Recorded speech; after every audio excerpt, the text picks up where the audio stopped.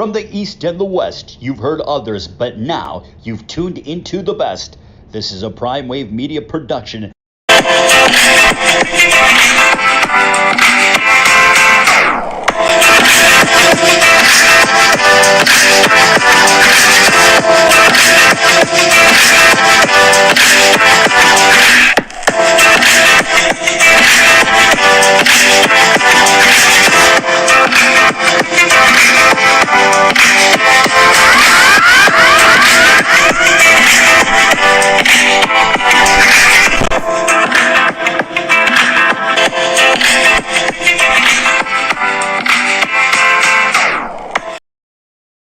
What's up, world? It's the one and only Pop DiBiase, the Primetime Capper, and it is time for the premier sports betting show, the Primetime Angles. So here we are. It's been a great weekend this weekend. We had ourselves the official kickoff to college football this weekend. We had some good basketball going on this weekend with FIBA and all that good stuff. Yeah, America wound up losing yesterday, actually, but that's okay because they're still in the quarterfinals and all that good stuff. Also, we had, just some really good women's basketball games as well, too, this weekend. And we had a little fight over in the UK with Chris Eubank getting his sweet revenge over Liam Smith. So that was pretty huge for him and Bo Mack and all those guys that were involved in that. So that's pretty much a quick refresher of what happened this weekend. But let's get into the top of the news, and that's going to be this. And number 8, FSU crushes number 5, LSU 45-24 in College Kickoff Classic. Where should the Noles rank after this big win? Well, I would say that the Noles could move possibly right up to that number 5 spot, or they could easily move into the number 4 spot this week because, it's early in the season and, we're really not determining exactly where these teams are going to be at as of yet. But I would say that Florida State looked like a top 5 team last night. And Jordan Travis is a absolute gem. And I know that everybody was talking about Shadir Sanders and Travis Hunter like the whole weekend. But Jordan Travis probably gets my Player of the Week award because he stepped up in the biggest game and had the biggest moments. He literally started this thing off with a 40-yard touchdown to show that the Florida State Seminoles are back. It's no more this talk about when and where and how. This team is officially back, and they have the quarterback, they have the athletes, they have the defense, they have everything in place to put them in position to be the Florida State Seminoles, the team that we haven't seen for the last 5, 6, 7 years. But now this team has returned, and they made sure to send a statement last night to LSU, a team that's coming in with a whole lot of hype this season. I know because I'm somebody who was very hyped up about them as well, too, this year. So I just truly feel that a lot of people really do understand that when it comes to these type of games, this is a good measurement to show you exactly how these teams are going to operate, for the rest of the season. Now, LSU lost to Florida State last year, and that really didn't affect anything moving down the road. They wound up still only losing 2 games last year. They wound up still getting their Alabama upset. So, LSU they'll take this loss and they'll learn from it, just like anybody else would. And they didn't, we didn't feel like it was going to finish this way. I had LSU, to be honest with you, last night. Even though I'm high on Florida State this year, I still felt that LSU was the better team because I feel like LSU can win the national championship this year. And they still are a possible national championship contender. But last night pretty much showed that it's levels to this, and they're probably not on the level of the top tier teams, and that means that when you look at it, it's going to be a tough game for them when they play in the SEC, but it's not going to be a game where you're going to go in there with the biggest confidence in the world after you saw what happened. But you already know that by the time we get to that point of the season, this team will be a whole brand new team. There was a lot of things that had to get worked out last night. Jaden Daniels, actually, he had a great first half, bad second half. So it happens, so pretty much we have a lot of different things to talk about today, especially in the college football world.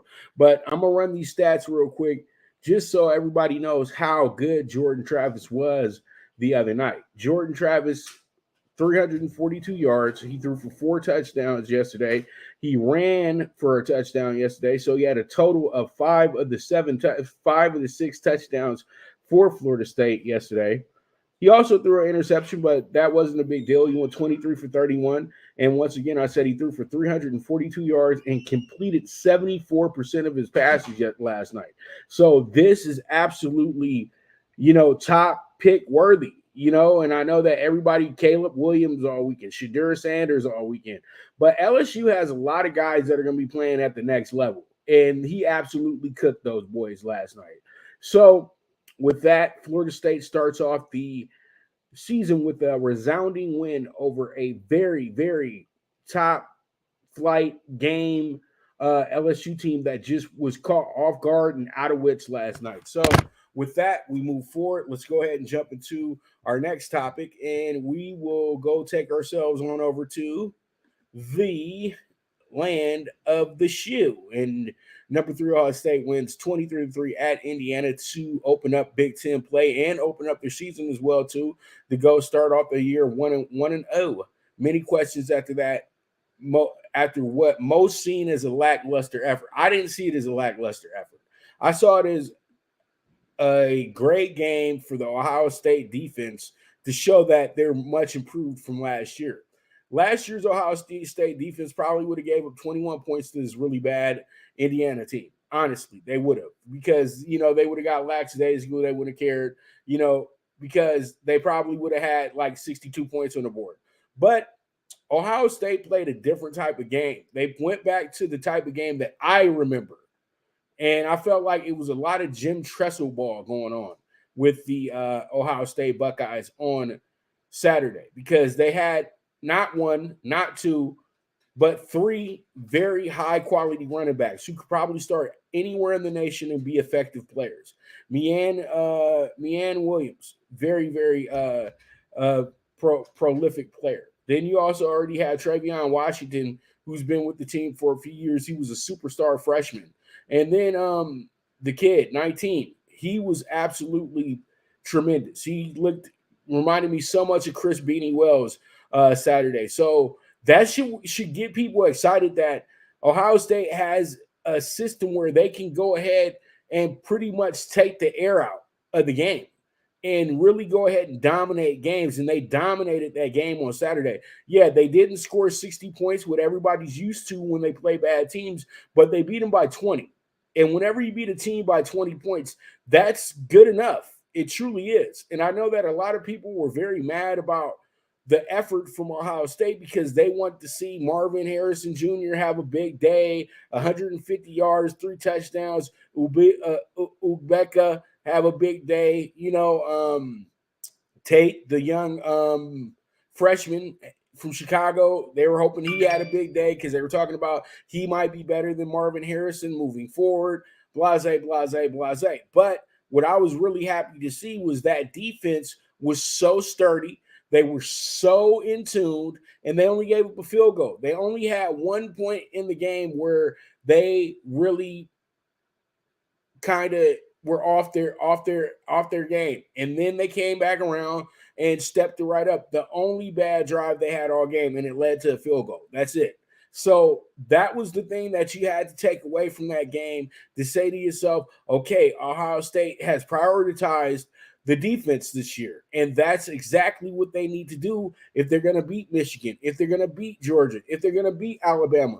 Defense has to become the premium. Really, it has to become the Ohio State calling card again, because a lot of times when Ohio State was a very successful team, they had one of the better defenses in the nation as well, too. So hopefully this weekend they'll be able to have guys really, really get off, because they will be playing against Youngstown State. That's an FCS school. Oh, and and they're old rival to Ohio State, like back in the day rivals of Ohio State, when they used to just be when it used to just be a local thing, college sports. So Ohio State, Youngstown State, they got a lot of history. And I remember that used to actually be Ohio State's opening game, like literally every season. So now they get to play Youngstown State again. And we all know the history between Youngstown State and Ohio State. Jim Tressel was the coach of Youngstown State. Also, one of their more famous players over the last 25 or so years. Maurice Claret was a big-time star out of Youngstown, and everybody remembers they made the documentary Youngstown's Boy. So it's going to be a very, very fun weekend because they'll mention that a lot. And I know that there's a lot of things that Ohio State does want to go ahead and show off. I know the playbook is going to be a little bit more expanded, so then they can get off some plays to get McCord more comfortable.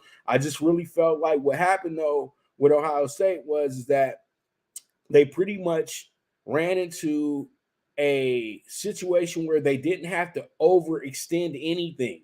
They had the game well up under control. And when you have the game well up under control, all you got to do is just get your points and eat the clock. That's all they needed to do. And that's exactly what they did. So with that, we move forward. Let's go ahead and talk about the game that everybody was so adamant about. Everybody was so crazy about. Everybody was just they're ready to hand them the world. And there's nothing wrong with that because Shedeur Sanders threw for 510 yards, 4 touchdowns. That's absolutely incredible for your debut at a school that won 1 game last season. Also, Travis Hunter was absolutely incredible on both sides of the ball. He wound up catching 11 balls, getting over 100 yards receiving. Then he was able to get one of the biggest interceptions of the weekend because it was an interception that ensured that Colorado could keep that lead. And the funniest part about it is he did it right in front of a bunch of trash-talking fans that were actually messing with him before the game. So it made it that much more sweeter. So it was just an absolute how you like me now type of game for Deion Sanders and his Colorado Buffaloes. And I truly do feel that Deion was in sync with everything you need to be in an opening game. He did not blink at all. He didn't make any bad decisions. He went with the flow of the game, and his team wound up playing absolutely tremendous. And his leadership was very significant in this game. And the confidence of this group is just outstanding because when you see their confidence, it reminds you of a bunch of little prime times running out there because how confident they are in their skills and who they are. And you don't see a team that's scared and they're not backing down from anybody. Now, one thing I will say is this. I know a lot of people will probably get pissed at me when I say this, but they were not playing the same TCU team from last year. That was the school TCU, but that wasn't the team that played in the national title game. That wasn't the team that played in the Final Four. The stars of that team are either in the NFL, USFL, the XFL, or somewhere selling insurance, or they transferred to some other school. Because at the end of the day, this school, TCU, is not one of those schools that's seen as one of the elites. They are a team that had a very, very good season that surprised everybody. And instead of leaving them out when they lost their conference championship, they let them in so they wouldn't have the same issues that they've had the last decade or so. Kind of excluding the Big 12 if you're not named Texas or Oklahoma. So pretty much what happened in this game is that they went against a team that was playing them as if they were a tune-up. I'm talking about TCU. And Colorado came in here as if, you know what, this is a new time, this is a new place, and they treated TCU just like who they were, the team that played in the national championship last year. So they gave them all the respect that they needed, but at the same time, they got real disrespectful as well too, but in a good way, because they had to, because so many people were counting out Colorado before the season even started. They counted them out days before the game. And then everybody should have just really realized when you have a 21-point spread and the whole world is on the team with the 21-point spread, also 7-1 money line as well too, that it closed at. Usually you don't get that small of a number with a team that's getting plus 20 points. Usually you get a 10-1 on those bad boys, but that game was so heavily bet on the money line that they had to put it down, that it got down to 7-1. At one point, it was plus 650. So there was a lot that went into that victory, and there was a lot that went into pretty much the day of sports for betting as well, too, because this really flipped the whole board because this was a liability game. And boy, oh boy, the books got absolutely hosed with this win right here. Even though they don't lose any money, really, it's just that when you have a high percentage on a big dog like this, it will kind of shake the house up a little bit, and that's exactly what it did. But all in all, Colorado, it's a 1 week at a time situation. Nobody should be running and having a parade yet to put this team in a national championship situation, a CFP situation, a Rose Bowl situation. This team is a week by week study. They're gonna move accordingly. They're gonna play as well as they can each and every week. But it's going to show up that there's going to be some teams that are going to be a little bit more tougher, a little bit more talented as we go through a season of transition for both Colorado and the Sanders family. Because as when you look at it, we all know this is their last year in the Pac-12, headed back to the Big 12 where they came from. And that was a huge win because they beat a team that they'll be in the conference with next year and possibly have the same type of game against this team next year as well, like early in the season. So it's a lot. It's a lot of fun. And we know that they got their get back as well, too, because Colorado played TCU for their home opener last year, week 1, and got absolutely crushed. So here we are.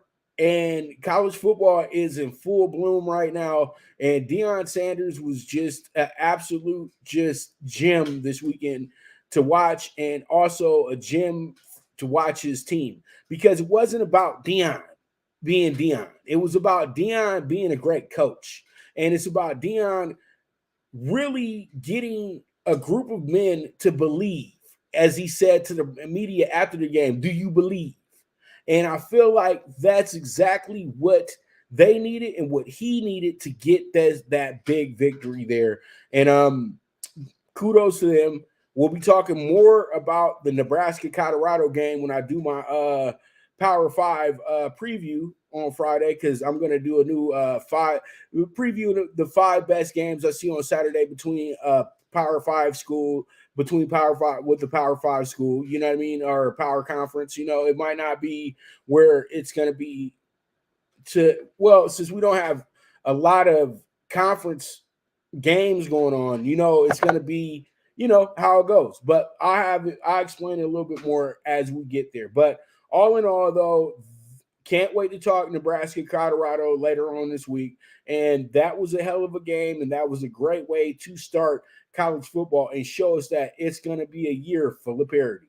All right, so let's move on and jump into our final topic before we move to our first break, and that's going to be the Labor Day game today. Number 9, Clemson and Duke going at it.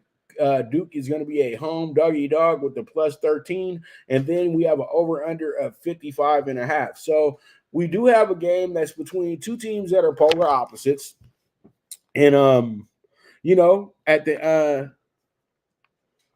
the end of the day, this was a game that you look at and you say this should be a tune-up game for Clemson. But Duke was a good team last year, and Duke was a team that surprised a lot of people last season, and Duke was able to keep themselves in a lot of games, and they got a good amount of those guys coming back this year as well, too. And we all know that Clemson can get a little sidetracked. They can really overlook an opponent. They may not lose to Duke, but the last few years they haven't been able to cover that opening day ACC game like they usually do. And we all know they lost to Georgia last year, to start the season off. And it kind of threw the season in a flux a little bit. But this year, they're back to playing Duke. A few years ago, they started off with Georgia Tech, who was supposed to be lousy, and they wound up beating Georgia Tech 10-6. So that's what you got to look at with Clemson, that it's not about them going in there and losing today. It's about them going in there and playing down to their competition today. And I know Clemson has a lot of hype coming into the season. A lot of people feel that Clemson is back to being who Clemson was and who they know they are. But I feel like Clemson, their little run or whatever they had, has pretty much throttled because the college rules are not the same anymore for a team like that. That team used to thrive off of guys that were red shirt seniors and gray shirt seniors and guys who had been at the school for 7 years, guys who'd been at the school for 6 years, guys who had been at this school for 5 years. They had grown men playing for them pretty much, okay? And that's where Clemson had their advantage at. Now with NIL, with transfer portal, all that good stuff, those guys are not waiting to stick around anymore. They know that they played at Clemson, and so that gives them priority to go to any other big school in America. If you go to Clemson and you say go into the transfer portal, you'll have UCLA, USC, Florida, Florida State, Texas A&M. You'll have all those schools offering you, and you might not even have played it down at that school. It's just because you got recruited by one of the best schools in the nation, and that's exactly what we see is happening to Clemson right now. Clemson is still getting their top tier players, but those back end guys that were always the team leaders and the guys that put them over the top when they were winning these championships, those guys are no longer there. And they're not going to, it's not in the forefront yet, but it will be brought up as the season goes along. And so pretty much what is tonight's game? This is the first game of the year for both teams, and they both want to start off on the right note. But we know that Clemson's going to come in here as a monster favorite, and they are going to come in here and have most of the money on them. Everybody sees it as probably a walk in the park because when they hand you a 13, a lot of people get excited about that when they know that they have the better team. But they're handing us a 13, and this team is sitting. This team is playing on a Monday. They're playing on the road, and they're playing against a division. They're playing against a rival from their conference as well, too. So this game means a lot more than just, a regular old tune-up conference game. This means a lot for both sides. And I think that this is going to wind up being one of our better games of the weekend as well, too. I really like Duke tonight to cover that 13. I'm not saying they win or run out and go bet the plus 600 or the plus 500. I'm just saying that they seem to have a good opportunity to go ahead and cover in this game and make it a really fun game to watch, if you know what I mean. So with that, we're going to go ahead and take our first break. And when we get back, we're going to jump into the MLB. We got some Dodger news to talk about. We got some MLB Pennant Race, and then we got the top 3 games of the day as well, too. So you guys stay tuned. This is the Premier Sports Betting Show, the Primetime Angles with the one and only Pop DiBiase, the Primetime Cappers. Good News Only Racing Club, led by the legendary Doug O'Neill, the trainer of 2 Kentucky Derby winners, and I'll have another in Nyquist. Also trained 2-time Breeders' Cup champ Golden Sense, who are just a part of a long list of thoroughbred champions trained by Doug O'Neill. The Good News Only Racing Club has a young core of horses to look out for in Dennis's Celery, Irish Heatwave, and Notre Dame, just to name a few. Win the day every day with the Good News Only Racing Club, a proud sponsor of the NFL Bet Exchange. From the East and the West, you've heard others, but now you've tuned into the best. This is a Prime Wave Media production.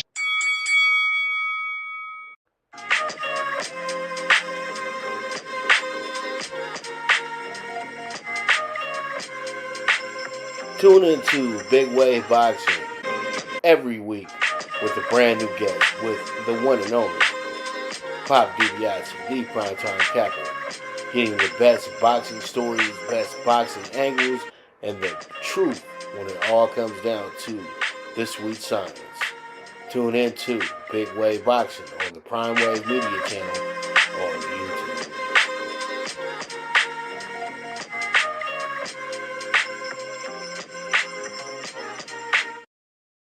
All right, we're back with the Premier Sports Betting Show, the Primetime Angles with the one and only Pop DiBiase, the Primetime Capper.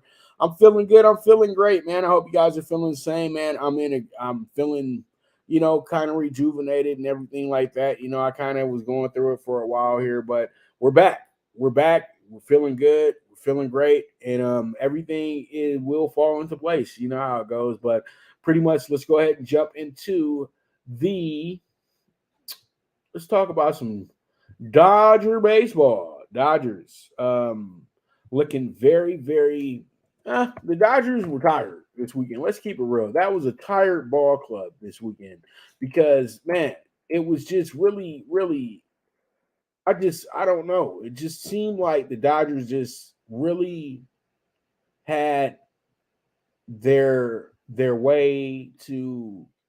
The Dodgers just seemed tired, man. I'm just gonna keep it real, and they just seemed like they were so out of it. Like I just didn't like the way that they played the first 3 games of that series. But I think that series did catch them a little off guard. They had 3 games right away that they swept to start the week off with Arizona.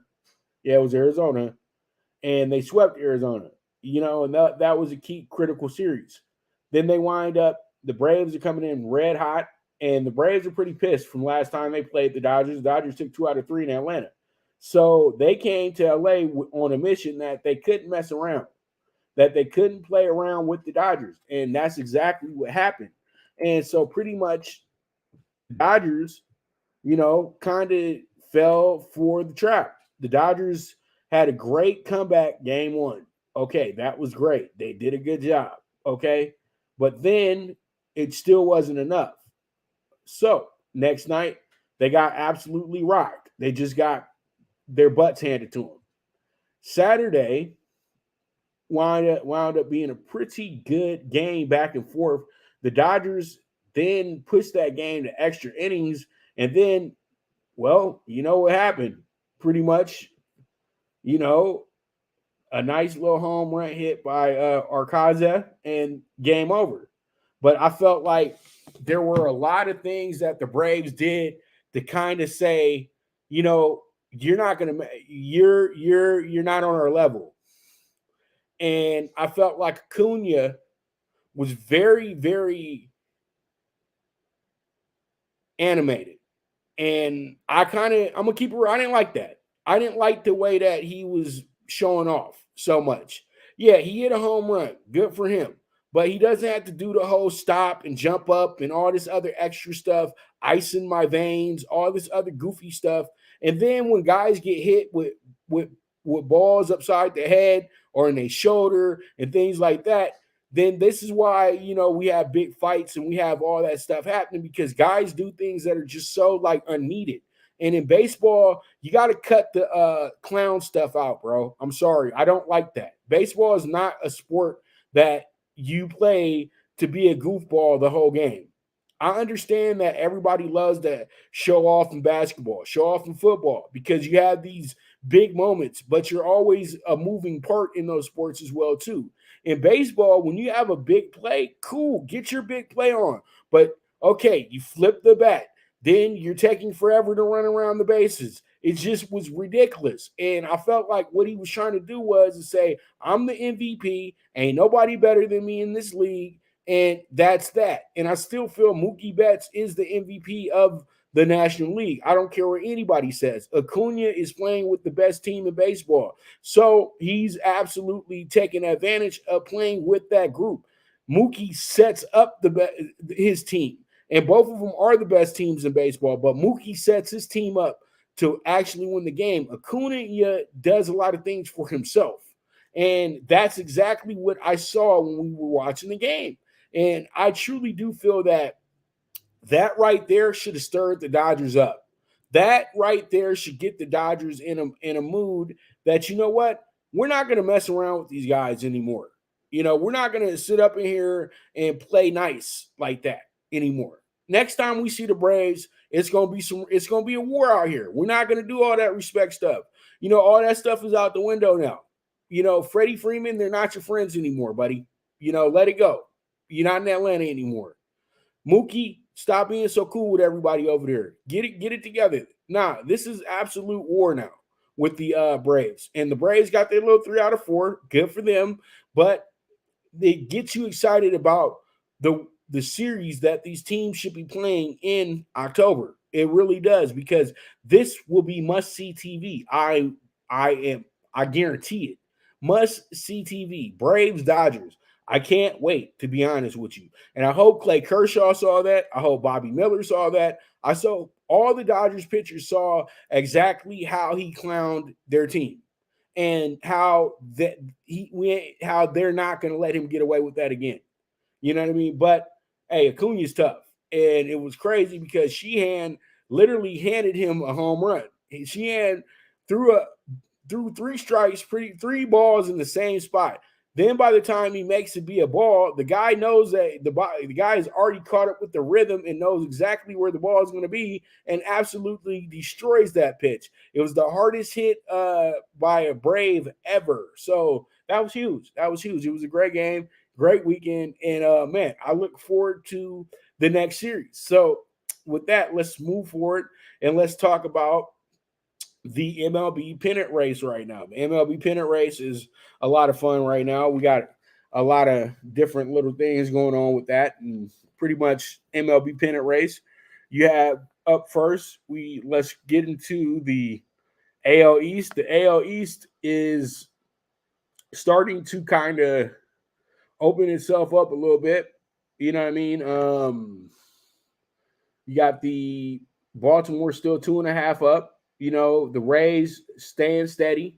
Still got the best run differential in the league at plus 188 right now. But still, they are 2.5 games out, but they've won their last 7 out of 10. But for them, it's bad because Baltimore's won their last 7 out of 10.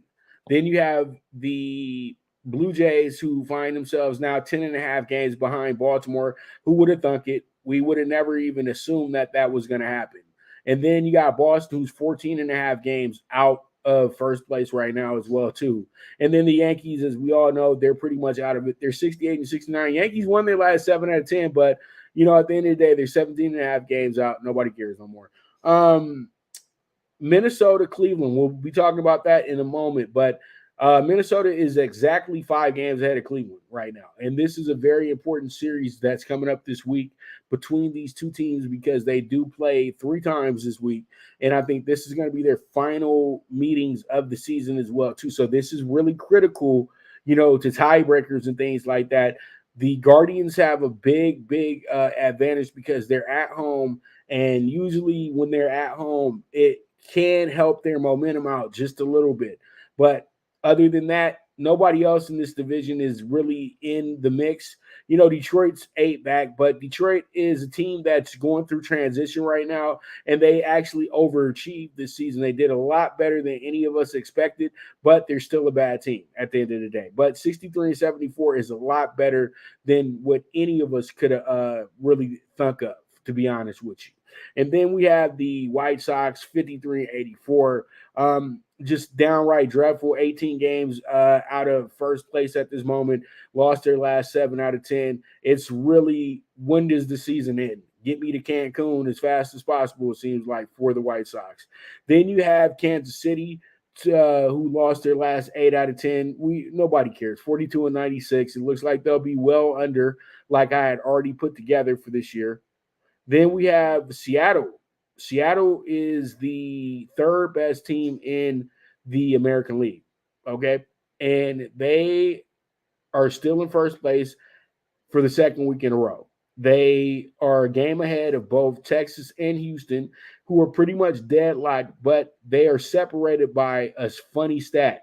You got Houston, who has more wins, and then you have Houston, who has more losses. That's the funny part about it, because you have Texas 76 and 60 and Houston 77 and 61. So they are in a deadlock for the 2nd place spot.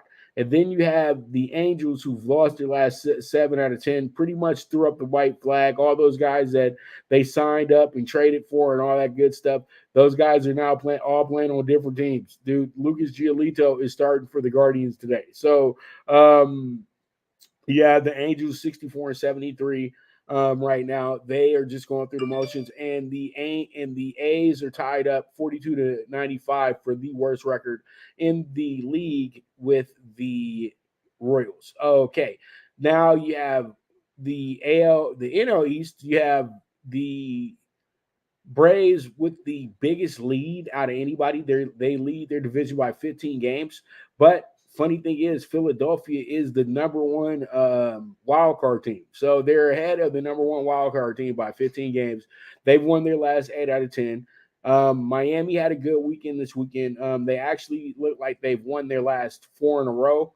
And they actually are even in their last 10. But it's looking pretty good. They're 70 and 67 right now, but they find themselves 20 and a half games out of the first place spot. So, yeah, they're going through it as well, too. Then you got the Mets, who are 63 and 74. We all know we threw the Mets away a while ago. The Mets pretty much told us that it was over and done with when they traded Scherzer and Verlander. And then we have Washington, 62 and 76. They've overachieved big time. As I already said, they went over their total win amount, which was 59. They went over. It was beautiful to see. They were actually seen as one of the worst teams coming into baseball this year, and they've absolutely became one of the better stories in the league. Even though they still have a losing record, they're still one of the better stories in the league. Milwaukee has finally pretty much found their flow. They find themselves down. They find themselves up 3.5 games over the Cubbies, who find themselves up 3 games over the Reds at this point. And so pretty much the Reds are now 6.5 games out, but they're still in the playoff picture as of today. And they're actually in the playoff picture. They're in the playoffs to be exact. So, yeah, actually, no, they're not in the playoffs. I'm sorry. Arizona actually owns the tiebreak situation over them because they're 70 and 67, and they're better than San Francisco by the tiebreak.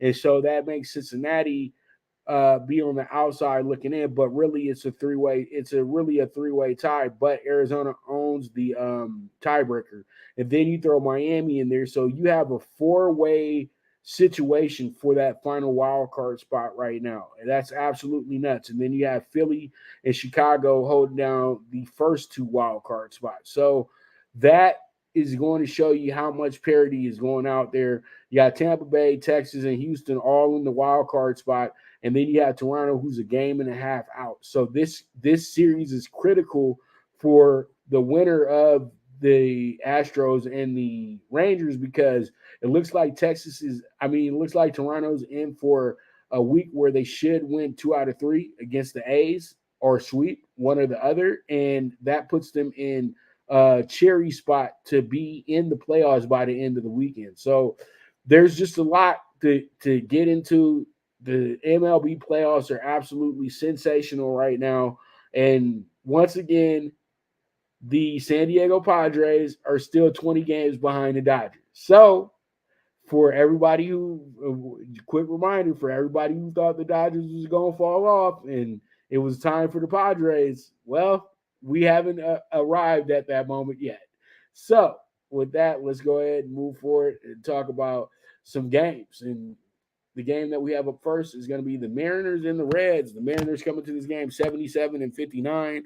You got a Reds team 71 and 68. This Reds team has truly struggled in the last month or so. They're not as good as they were when they got in the first place. Had won 12 in a row? They had won a lot of games in a row, 6 in a row here, then another 6 in a row, then 8 in a row there. And, it was just they were balling. They were doing everything that you had to do to be, them dudes. You know what I mean? So pretty much today you got TJ Antoine on the mound for the Reds, and then you have Brian Wu on the mound for the Mariners. Wu has been pitching pretty good lately. He actually struck out 5 in his last game, gave up 3 hits and no runs, and walked 1. And then you have Antone. Antone is a guy that is pitching his second game of the year, but he's a spot starter. So he's going to be the starter, and then they'll have somebody pitch as the game goes along as well, too. So, okay. So pretty much that's what we have there. And from what I see, what I like here is this. I like the fact that we have some pretty good we got a pretty good matchup here.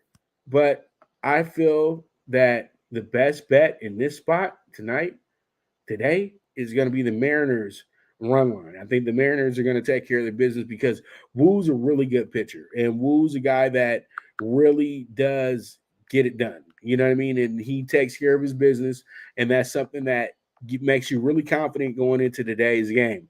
I know that the Reds need this game badly, but like me and Mike talked about on the Mike Abadir show last week, the Reds are kind of done. You know what I mean? Like the Reds had a great season. They had a great coming of age. They showed us that what the future is going to be. You know what I mean? They got Delhi. They got Hunter Green coming back. They got Hunter Green who just came back. They got Ashcroft. They got Abbott. They got Lively. They got so many good players. And we all just got to kind of understand that this team, they were ahead of schedule this year. And that's why everything looks so good. And we just went with it. You know what I mean? And if they make the playoffs, great. But I think, though, at the end of the day, they are very happy with the season that they had. You know what I mean? They're very happy of what they've accomplished, in my opinion. So we'll see how it goes. We'll see how it shakes out. But I truly do like the Braves, not the Braves, but I like the Mariners in this spot tonight. So we'll see how it goes. We'll see how it shakes out. We move forward from there. All right, so pretty much we have ourselves a very fun series with the Astros and the Rangers. Astros coming into this one 77-61.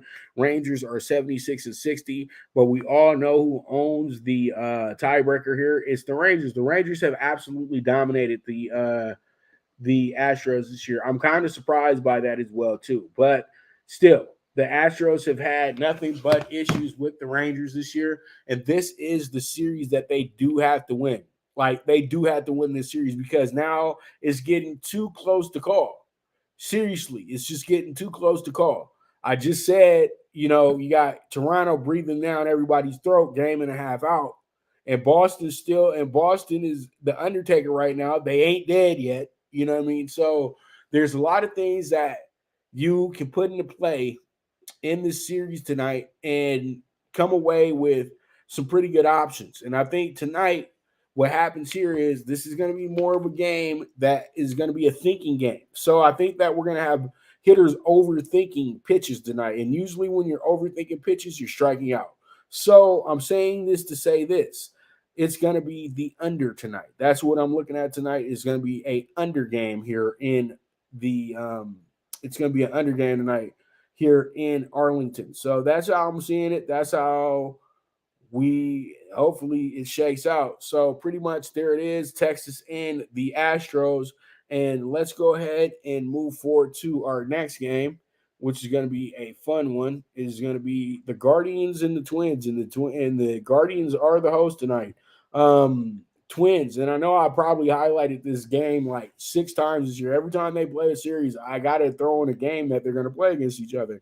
But you have the Twins, as I said earlier, they're 71-66.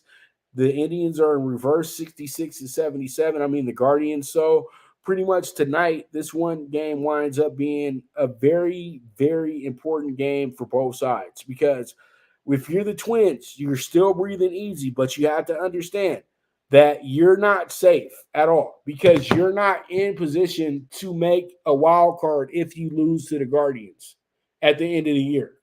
This is now you're trying to solidify your playoff spot for the Twins to truly solidify their spot. They got to sweep.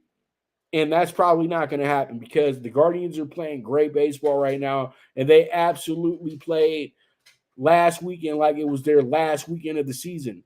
They have that mentality right now. When you have Terry Francona as the manager, it makes you that much more dangerous. So tonight, I feel like this one winds up being a very, very, very, very good game. And I feel like what happens here is going to be two teams that absolutely, go at it tonight. And they're going to make sure that they both feel it. And from what I can see here, it looks like an overgame. Giolito's making debut with the Guardians tonight. Pablo Lopez has been a little shaky all year when it comes to his pitching, and it seems like the Guardians have their way with him as well, too. So I feel like we'll get the over 8 in this spot.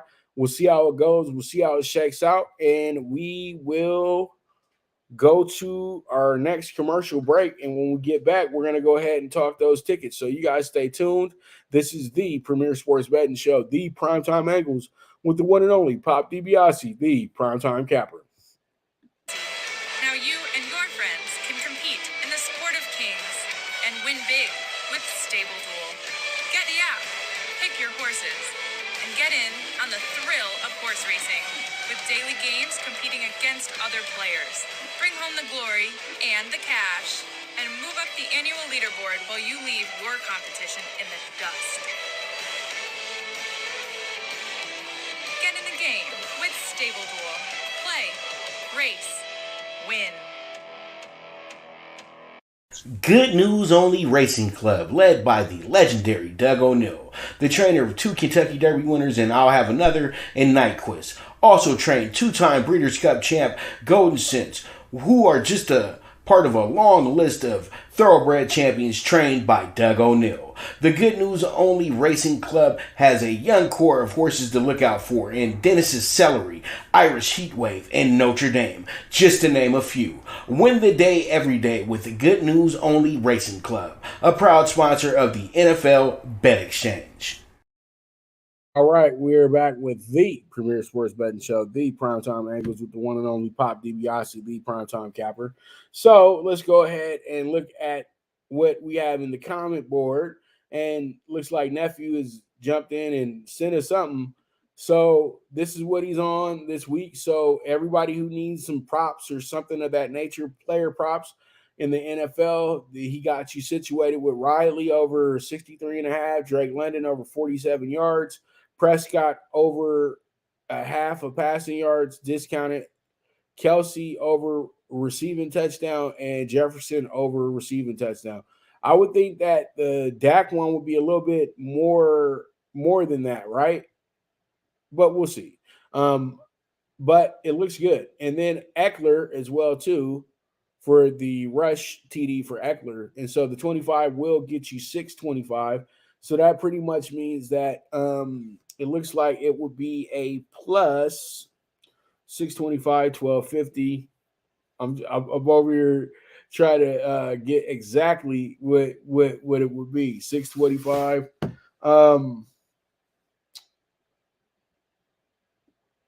625, 20 for the 625. It's probably going to be 30-1. It sounds like to me, because 20 gets you 500. That would be 25-1. So pretty much that's a pretty good ticket, very valuable ticket. If you guys do need the player props, there it is. Nephew got you. So let's go ahead and check out what I got going on for Talkin Tickets today. And up first, let's go ahead and jump into the Labor Day bets for today. We got the Duke game plus 13. We got the over 27.5 first half. And then I got Duke leading in the first quarter plus 175 first quarter. Hopefully we can get all these three home. Let's see how it goes. Let's see how it shakes out. We move forward from there. All right. We have ourselves the Astros for our series bets, and then it's minus 110, and then it's plus 160 for the Red Sox, and then we got the Rockies plus 300, and then we also have the Guardians plus 100, and we have the Brewers minus 120, and then we wrap it up with the Phillies minus 105. So that's going to be our MLB series bets for today, and for this week too. So all these series are 3 games as well, so we don't have to worry about the extra game or anything like that. But these are all 3-game series, and hopefully we go ahead and we can sweep them all. Here we are finishing up with the MLB Super High 5 at 44-1. We got the under 9.5 with the Astros and the Rangers. We got the Rockies plus 215 as our dog of the day. our weekly dog of the day, the Rockies, and then we have the -1.5 with the Mariners plus 100.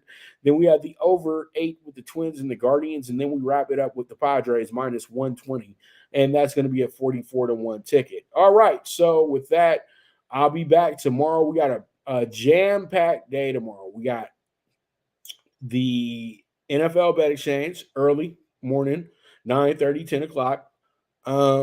Then we'll have this show as well too. And tomorrow I'm supposed to be having a guest, my man Ray Flores, the voice of PBC, also the voice of a mini combat sports organizations, and also the voice of Big Ten Wrestling as well too. So always fun to have my man's up in here. We talk Chicago sports, talk some boxing, things like that.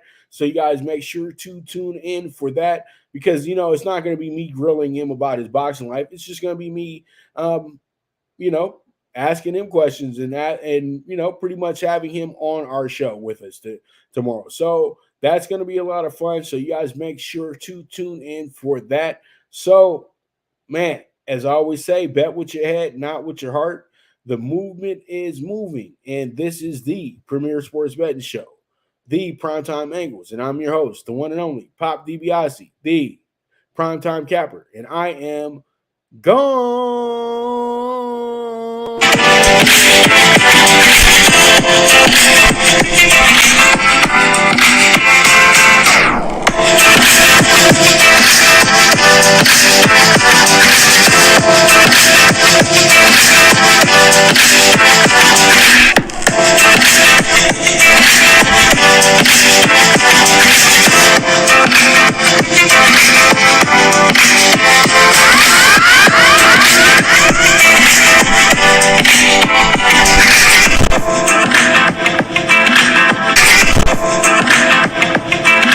From the East and the West, you've heard others, but now you've tuned into the best.